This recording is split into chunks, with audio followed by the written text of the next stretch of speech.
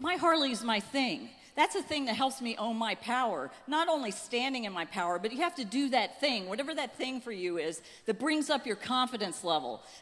Learning how to ride that bike, even after I dumped it and I had to go take that course, I was so stressed out. Man, I'm standing in my power now. I'm owning it, and you can too. Whatever you can do, whatever that thing is, do that thing. I challenge you. Let's go back to our little yard sale example for a minute. So you own your power by doing something like this, but then you need to go out and really do some training to be a master negotiator. It's not a light switch. You have to do some training. So here's what you do. You go out with a few dollars in your pocket, go to a yard sale and find an item you want to purchase. Ask them how much it is. When they tell you, make a different offer. First thing you have to do, though, is decide whether you think the price is or is not fair and reasonable, which is our second strategy, fair and reasonable. What is it? Fair implies a proper balance of conflicting interests. Reasonable means not extreme or excessive, so it means it's balanced and somewhat moderate, and that's subjective to you, what you think is fair and reasonable. You might not think the offer at the yard sale is fair and reasonable, so you offer a price that is more in line with what you think is fair and reasonable. You may go back and forth for a minute, but you are negotiating. You can do this. Let me share another story about fair and reasonable, about a college student out on her own for the first time. She rents a 500 square foot apartment. It puts down an $800 security deposit and moves in.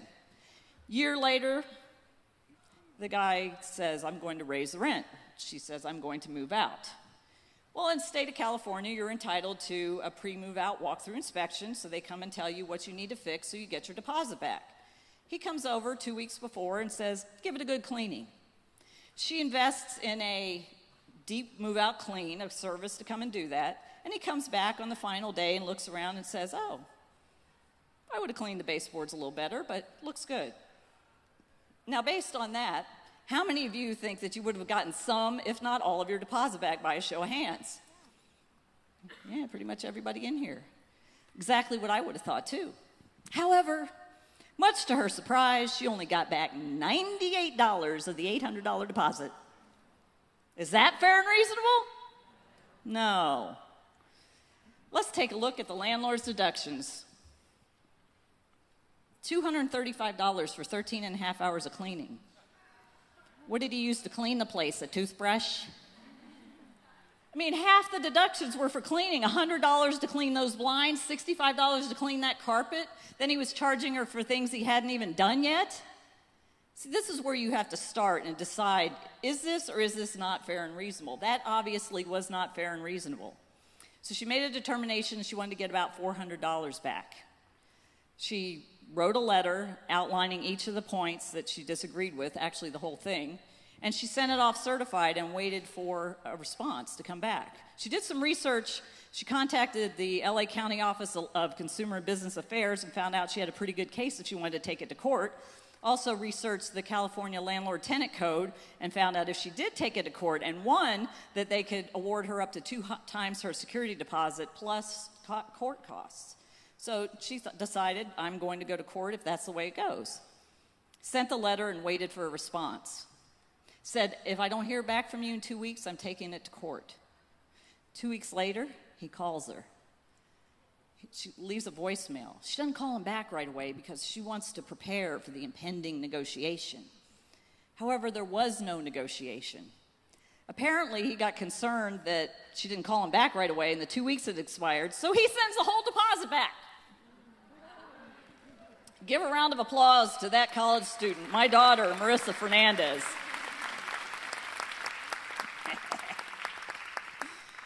Marissa basically stood up for herself and said, this isn't fair and reasonable. I need to do something about it. But the main thing, which is the foundation of negotiation, is that she asked for what she wanted. See, negotiation is about asking, and I call it getting your ask in gear. You have to ask or you're not going to get. That's the first thing you have to do. You decide it's fair and reasonable, you have to ask for exactly what you want. And then once you figure out, okay, I need to do something about this, the next thing you do, which is our third strategy, is to prepare in advance. What is it? The time to prepare for the negotiation is not when you are face-to-face with somebody or on the phone answering that email. You need to prepare in advance. You need to come up with your strategy and figure out how far you want to take it and how far you want to go through. Let's take a look at what Marissa did to prepare in advance. Next one, too. There should be a list. There we go. First thing she did, she owned her power. She called me up. Now, oh wait, I know what somebody here is thinking. Daughter is a negotiation expert. Obviously, she's going to get a good deal. But I treated her the same way I treat all my clients. She called me, Mom, you're not going to believe this. I said, here's what you do. I gave her the advice to go out and contact these organizations and do the research. She did her own research. She prepared the letter. I tweaked it a little bit, but she basically prepared the whole letter, and she decided she was going to go to court. She made all that decision herself. So she owned her power. She consulted with experts and authority, and then she verified the facts of what her case could be. She decided she was willing to go to court. If you decide you're willing to go to court up front, you better see that all the way through or you're not going to be taken seriously.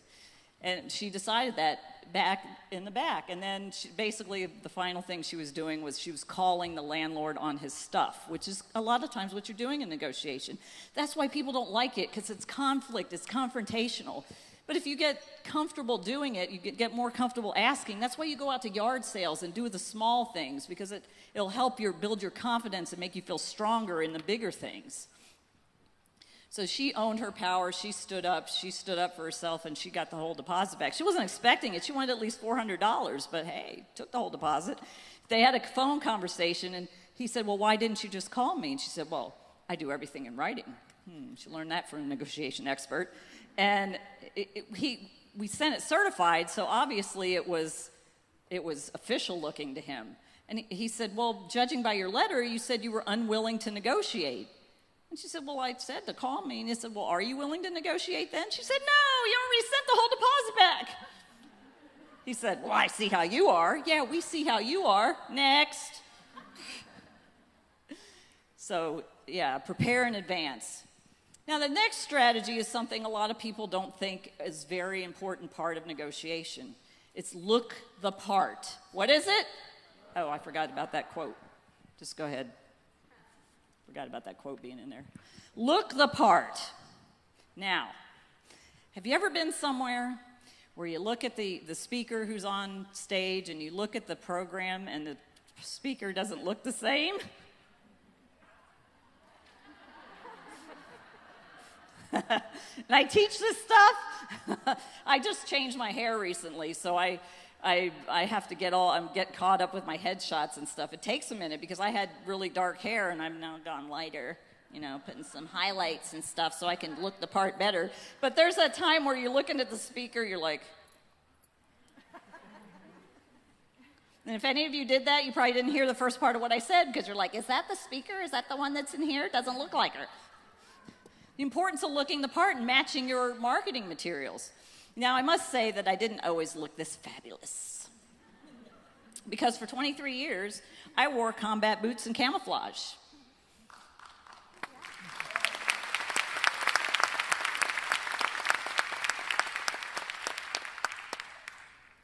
There's a couple more there.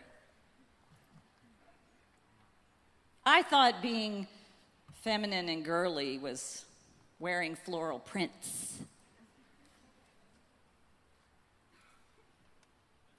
Next one.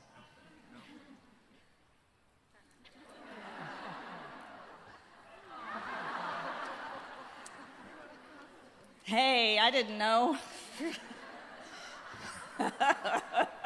That's what I thought. I didn't know any better. I mean, I wore combat boots and camouflage every single day, and then on the weekend, that's what I looked like. And I thought, hey, I'm looking very feminine.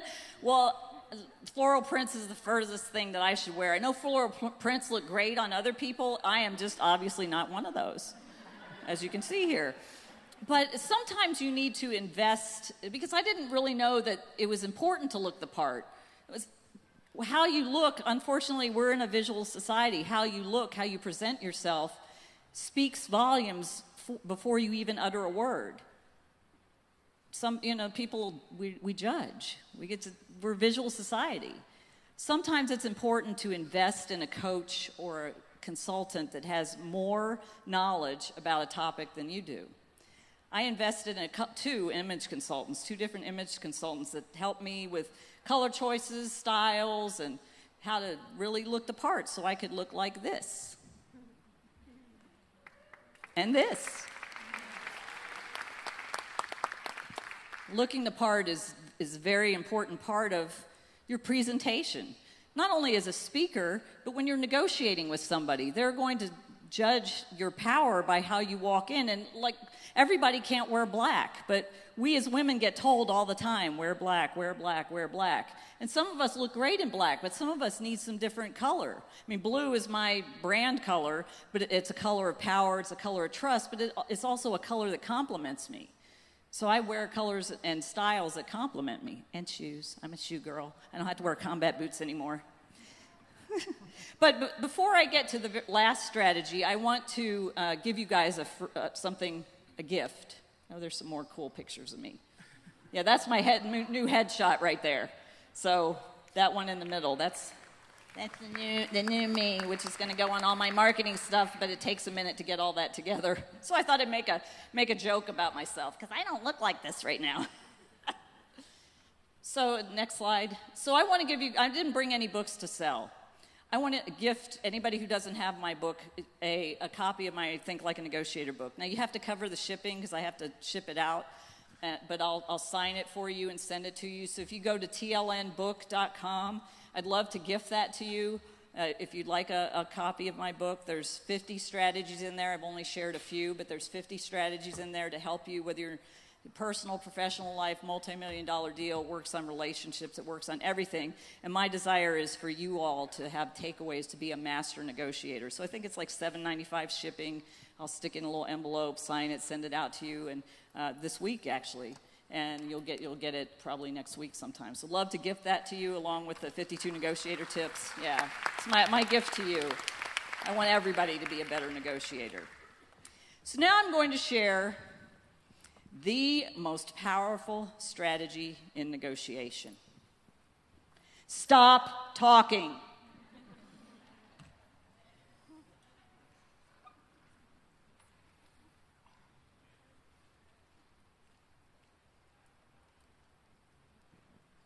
Do you feel that uncomfortable silence? If you can get comfortable with the discomfort of silence, it is one of the most powerful and effective strategies you can use in negotiation. If you really want to own your power, learn how to leverage the power of the pause. For instance, that 22-year-old without that warranty was me. And when I found out that not only did I not have an extended warranty, but they wanted me to pay hundreds of dollars for the repair, I didn't know what I was going to do. So I loudly pleaded my case in the middle of the dealership in the service department to the service manager, complete with people coming in. And he quickly ushers me into the dealership manager's office where I again loudly pleaded my case. And I stopped talking. It's not like I said, hey, I'm going to use this great stop talking strategy and it's going to work. I basically ran out of things to say and just stood there. After a long pause, he zeroed out the invoice and I didn't have to pay anything. This stuff works! Today I've shared with you 5 great strategies that you can use in your personal and professional life to own your power, decide what is and is not fair and reasonable, prepare in advance, look the part, and stop talking. There are many more strategies you can use, but I hope that you've learned some nuggets and had some takeaways that'll help you in your negotiation skills, both personally and professionally. I want to remind you to always think like a negotiator.